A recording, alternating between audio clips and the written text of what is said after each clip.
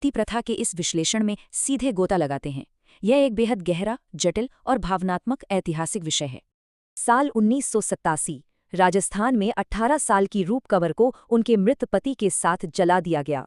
ये कोई बहुत पुराना इतिहास नहीं है। हैरानी की बात है कि वहां बने मंदिर में 2 लाख लोग पहुंचे।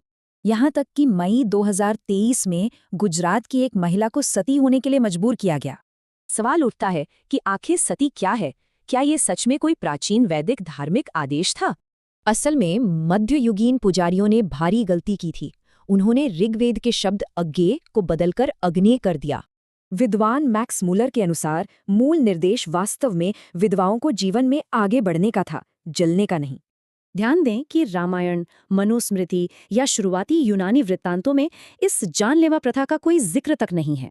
इसकी टाइमलाइन देखने पर पता चलता है कि सती प्रथा के ठोस प्रमाण कई शताब्दियों बाद सामने आते हैं। 711 ईस्वी का दौर एक बहुत बड़ा मोड़ था, जब भारत में इस्लामिक आक्रमण शुरू हो चुके थे।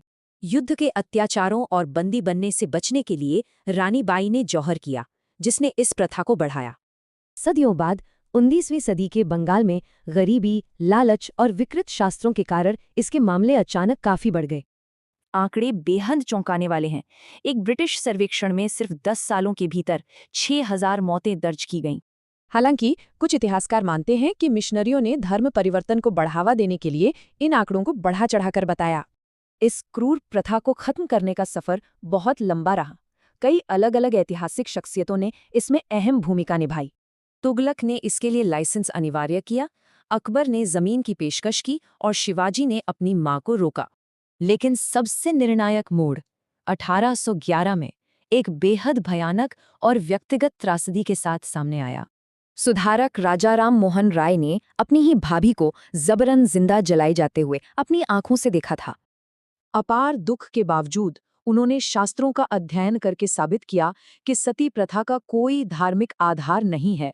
गवर्नर विलियम बेंटिक के साथ किए गए उनके संघर्ष से अंततः 1829 का सती निषेध अधिनियम लागू हुआ।